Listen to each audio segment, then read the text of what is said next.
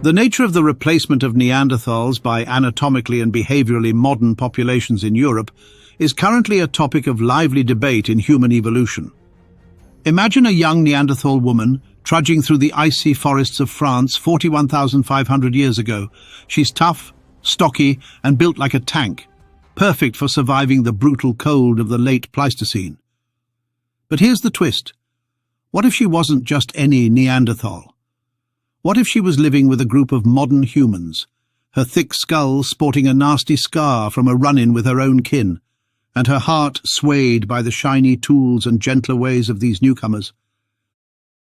Could her story explain their ludicrously rapid disappearance, and maybe even hint at a prehistoric love story across species lines? Let's dive into this icy mystery and unpack the clues and learn a few new things along the way. Deep in the rock shelter of La Roche-à-Pierrot, near Saint-Cesaire, France, archaeologists unearthed a partial skeleton in 1979, known as Saint-Cesaire I. Dated to around 41,500 years ago, this fossil has the hallmarks of a Neanderthal. A robust frame, heavy brow ridges, and a wide nose built for chilly air. But here's where it gets interesting. Some experts think this might have been a female Neanderthal. How do we know? Well, the bones are a bit smaller and less bulky than the average Neanderthal male, though the damage makes it difficult to say for sure. So this Neanderthal woman, standing about 5'1", and weighing maybe 130 pounds, was tough as nails, but with a story to tell. Now picture her not huddled with her Neanderthal brethren, but shacked up with a band of modern humans, Homo sapiens, who'd just rolled into Europe from warmer lands. Why would she do that? Was she a runaway, a captive, or, dare we say it, a bride? The idea of a Neanderthal woman living with modern humans isn't just a wild guess. It's a tantalizing possibility backed by clues from her bones and the tools around her. But before we get to her love life, let's talk about the world she lived in, a world that was about to be flipped upside down. About 41,500 years ago, something crazy happened. The Earth's magnetic poles did a flip-flop, an event called the Lachamps excursion. Normally, our planet's magnetic field acts like a shield, deflecting solar radiation and cosmic rays. But during this reversal, that shield weakened down to maybe 5% of its usual strength. Scientists say this let more radiation bombard the Earth, messing with the atmosphere and possibly triggering a deep freeze. Caves in Europe, already cold and drafty, turned into icy death traps. Imagine her and her companions, human or otherwise, shivering around a flickering fire, wondering why the world suddenly wanted them dead. Indeed, the world was turned upside down, at least magnetically speaking.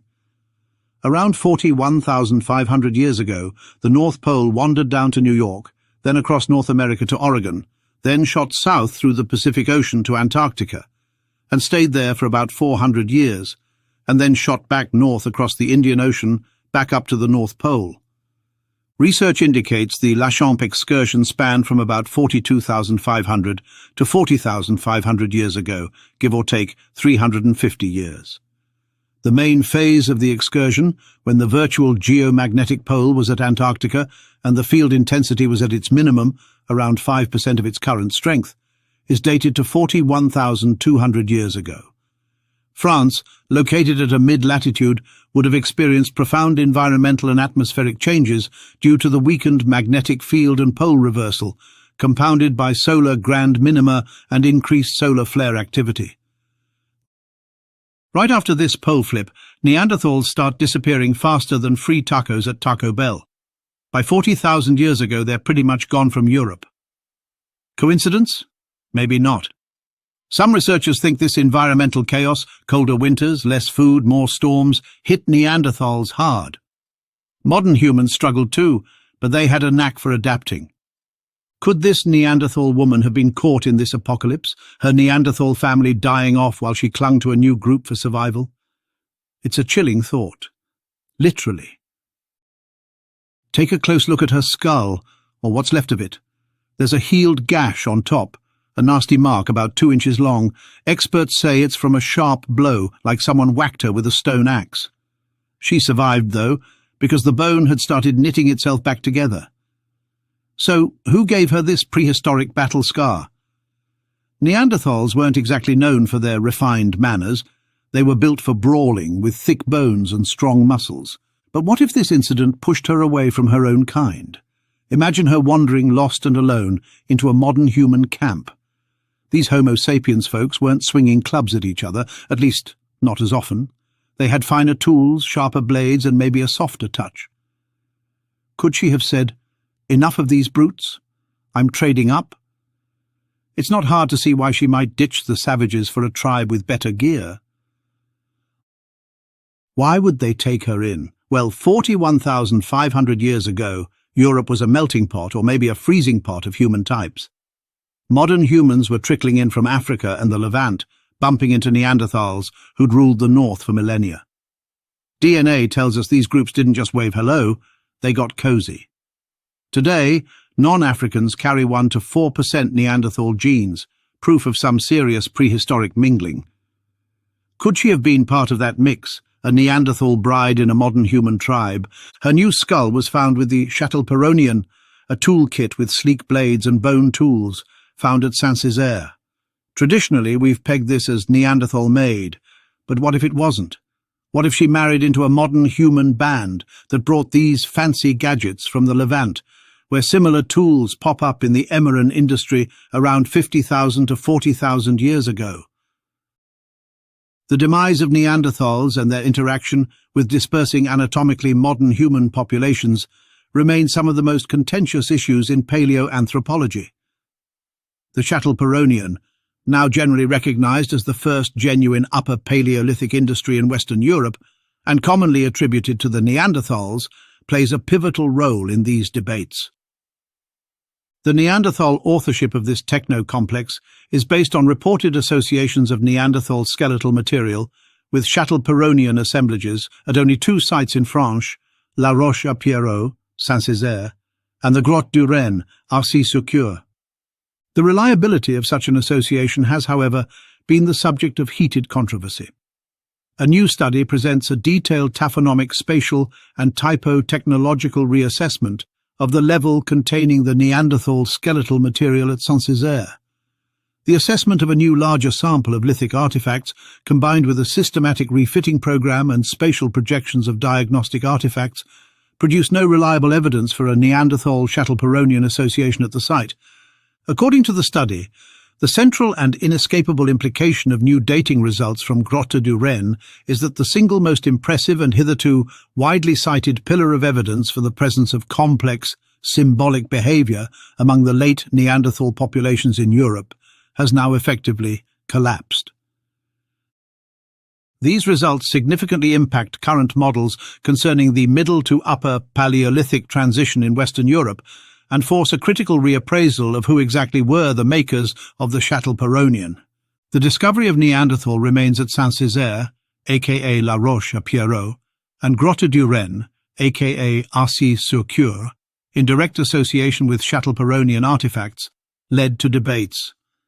Who made the Châtelperronian tools? The Châtelperronian, those unique blades and bone tools at Saint-Cesaire, has always been a puzzle. At Grotte du Renne, another Châtelperronian site, Neanderthal teeth sit with these tools, hinting they made it. But another study shakes things up, saying the stone tools at Saint-Cesaire isn't even Châtelperronian, it's more like leftover Mousterian junk. So where did the Châtelperronian come from if not Neanderthals? Until recently it was believed modern humans did not enter Europe until after the Neanderthals disappeared, but now modern humans were in France at least 54,000 years ago, and had a larger presence all over Europe by 45,000 years ago. Around 50,000 years ago, modern humans there were crafting the emeron, blades and points that look suspiciously like Châtelperronian tools. Could these humans have brought this technology into Western Europe, meeting Neanderthals along the way? If the Châtelperronian came from the Levant, this group might have been early adopters, blending it with local Neanderthal tools. Alternatively, the skull's discovery in a layer of Châtelperronian tools suggests that this skull may have been kept as some sort of a trophy by modern humans. This would not be unusual given what we know of modern human history. Now let's go back to the Lachon reversal. 41,500 years ago wasn't a picnic. The magnetic flip might have cooled Europe down fast, turning lush forests into icy steppes. Reindeer and horses roamed where mammoths once grazed, and food got scarce. Neanderthals, with their big bodies, needed tons of calories, 3,000 a day just to stay warm. Modern humans, slimmer and craftier, might have stretched their meals further with better hunting tools. But both groups suffered in those caves, huddling against the cold, their fires barely cutting the chill. This Neanderthal woman, living with modern humans, might have felt the squeeze too. Her Neanderthal strength was handy for hauling carcasses, but her appetite could have strained the group's supplies. Did she tough it out, or did the cold snap push her and everyone else to the brink? The rapid Neanderthal disappearance post-Lachance suggests it was a killer blow. Maybe modern humans hung on just long enough to rebound, while her Neanderthal brethren didn't. Now let's circle back to her scar. If Neanderthals were more likely to bash each other over the head, her injury fits that scenario. In fact, sites like Saint-Cesaire Cave show Neanderthals with healed wounds, hinting at a savage life. Modern humans, though, might have been a little less brutal. Their tools, like those Châtelperronian blades, suggest planning and finesse, not just brute force. The skull was lying on its right side, with the upper and lower jaws in anatomical association. Most of the preserved cranial structures come from the right side and comprise the mandible and maxillae, the face, and the right side of the brain case. The internal lamina of the cranial vault bones is partially eroded, and with the exception of several isolated teeth, the left cranial half is missing. Deterioration and loss of these elements is probably because of exposure and weathering of the upper layers of the sediment in which the fossil was embedded. Considering that bone healing is visible only 2 to 3 weeks after a traumatic event, it can be concluded that she survived the injury for at least some months, such that a direct causal connection between the trauma and her death is unlikely. Inferences regarding the nature of the implement, the agent causing the lesion, and the behavioral context remain tentative. From a mechanical point of view, the severity of sharp trauma depends on the mass, impact velocity, and incisiveness of the weapon.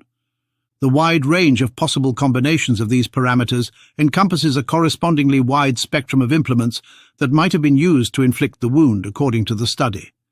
For example, the Châtelperronian stone tools recovered from the site of Saint-Cesaire are relatively small and exhibit retouched, blunt edges. To attain the kinetic energy necessary to penetrate bone, considerable acceleration, probably through hafting to a handle, would have been essential. Implications regarding the nature of the weaponry are complicated by the fact that the function of Châtelperronian implements is poorly understood, and the preserved stone industry probably represents a small fraction of the actual spectrum of available tools. Neanderthals have been shown to differ from fossil man and living populations in both the frequency and pattern of skeletal injury. The overall incidence of trauma was comparatively high and concentrated to the head and neck. Whatever the case, her injuries and the Châtelperronian tools paint a picture of two worlds colliding, one fading, one rising. Indeed, Neanderthal populations were on the brink by 41,500 years ago. Neanderthals in northern Germany disappeared in a ludicrously rapid fashion, from a population peak around 43,000 years ago, but within 2,000 years they were gone, according to another recent study that looked at Neanderthal settlements in that region. The modern humans might have been on the edge too, scraping by in those frozen French caves.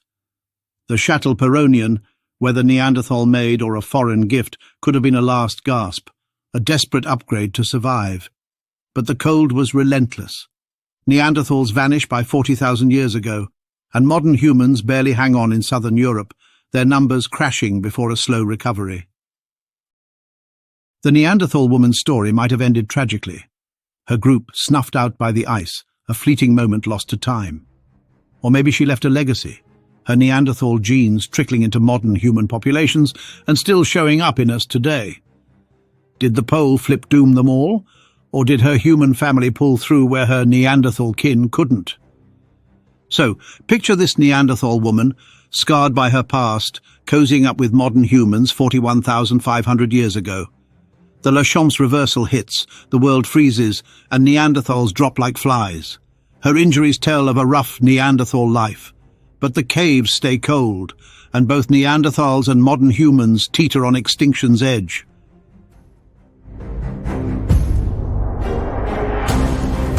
Understanding how and when Neanderthals vanished is a hotly debated subject. One of science's most puzzling mysteries, the disappearance of the Neanderthals, may have been solved. Modern humans ate them, says a leading fossil expert. Fernando Rozzi, of Paris's Centre National de la Recherche Scientifique, says that Neanderthals met a violent end at our hands and in some cases we ate them. The idea will provoke considerable opposition from scientists who believe Neanderthals disappeared for reasons that did not involve violence. Some researchers believe Neanderthals may have failed to compete effectively with Homo sapiens for resources or were more susceptible to the impact of climate change. But others believe our interactions were violent and terminal for the Neanderthals. According to Dr. Rozzi, one discovery provides compelling support for that argument. In a recent study, researchers redated the Neanderthal extinction in Europe and discovered that nearly all Neanderthals went extinct roughly 40,000 years ago. Neanderthal remains from Belgium have long perplexed scientists, with fossil remains from Spy Cave yielding ages as recent as 37,000 years ago, placing them among the most recent Neanderthals in Europe. When radiocarbon dating identified the Spy Neanderthals as among the most recent to survive in northwest Europe, concerns were raised about the date's reliability. Researchers used techniques to purify Neanderthal fossil samples for carbon dating, removing any influence from modern carbon material that could make dates appear younger. Several sites in Spain, for example, that were previously thought to be some of the last outposts of late surviving Neanderthals were dated much earlier in this study. Nonetheless, the overall pattern appears clear. The paper, titled Re-evaluating the Timing of Neanderthal Disappearance in Northwest Europe, suggests that Neanderthals left the region much earlier than previously thought. The new chemistry methods used at Spy Cave and other Belgian sites are the only way to decontaminate these key Neanderthal bones for dating and ensure that all contaminants have been completely removed. Scientists discovered that a Neanderthal scapula from the Spy Cave, which produced very recent dates, around 28,000 years ago, was heavily contaminated with modern bovine DNA. These findings indicate that the bone had been preserved using a glue made from cattle bones. In the new study, scientists used advanced radiocarbon dating techniques to date the fossil bones. They were able to date the Neanderthal remains by extracting a single amino acid using liquid chromatography separation. This approach enables scientists to reliably date the bones while excluding carbon from contaminants such as the glue used on the fossils. These contaminants have hampered previous attempts to date the Neanderthals because their presence resulted in dates that were far too young. Using a more efficient contamination removal procedure and ancient genomic analysis, previous dates based on Neanderthal specimens from Spy Cave are up to 10,000 years too young. And direct radiocarbon dates on Neanderthals reduce the uncertainty for the time window corresponding to Neanderthal disappearance in northwest Europe. Researchers wanted to re-evaluate these ages, believing that contamination could have influenced the estimates. The contamination could have affected these estimates due to the use of animal-based glues used during preservation 100 years ago. In fact, Neanderthal remains from Belgium are thousands of years older than previously thought, according to the study. Scientists at Oxford's Radiocarbon Accelerator Unit redated Neanderthal specimens from Spy Cave. The majority of the dates obtained in this new study were found to be significantly older than those obtained previously on the same bone samples, up to 5,000 years older in some cases. The Neanderthal skeletons discovered during excavations in Belgium were named Spy 1 and Spy 2, both males with cranial volumes of approximately 1,300 and 1,500 cubic centimeters. Researchers were able to extract DNA from Spy 94, an upper right molar dated directly to 39,150 to 37,880 years. In other words, the range is 1,270 years, with a median age of 38,515 years, plus or minus 635 years. Researchers believe the SPY-94 molar belonged to the cranium known as SPY-1, identified as a male through DNA analysis. Furthermore, SPY-94 is genetically similar to Goyet Q56-1, a female Neanderthal from the Goyet caves of Belgium, who groups closely with other late European Neanderthals. Researchers were able to extract nuclear DNA from the right femur from the female Neanderthal, who lived 43,000 to 42,080 years ago, indicating continuity of the Neanderthal population in the region before the eruption. Could the last Neanderthals have also resorted to cannibalism during the volcanic eruption 39,000 years ago? Neanderthals lived in the Goyet caves for millennia, where 99 bones from at least 5 individuals were discovered. This is the largest collection of Neanderthal fossils in northern Europe, but the condition of the fossils suggests cannibalism. The bodies have been skinned and filleted, and the bones have cut marks from being cracked to extract the marrow. The comparison of the Neanderthal remains to other faunal remains discovered at the Goyet cave site, including horses and reindeer, indicates that the 3 species were consumed in a similar manner. Indeed, Neanderthal behavior was highly variable, including their interactions with the dead. There is evidence from various sites that the Neanderthals buried their dead, while other sites show that Neanderthals ate the meat and broke the bones of their relatives for food. Evidence of this cannibal behavior has been discovered at several locations in France. However, Rossi believes the jawbone provides crucial evidence that humans attacked Neanderthals and sometimes killed them, bringing back their bodies to caves to eat or to use their skulls or teeth as trophies. For years, people have tried to hide away from the evidence of cannibalism, but we have to accept it took place. We do need more evidence, but modern humans and Neanderthals were living in the same area of Europe at the same time, that they were interacting, and that some of these interactions may have been hostile. This does not prove we systematically eradicated the Neanderthals or that we regularly ate their flesh, but it does add to the evidence that conflict with modern humans contributed to Neanderthal extinction. Nevertheless, there were a few small groups of Neanderthals, such as those at Spy Cave, that did survive for a few generations after the 40,000-year window. And with that tantalizing statement, we leave you to ponder the mysteries of our shared human history. Until next time, stay curious and stay questioning. Also, please subscribe, share and explore our channel's other highly compelling videos.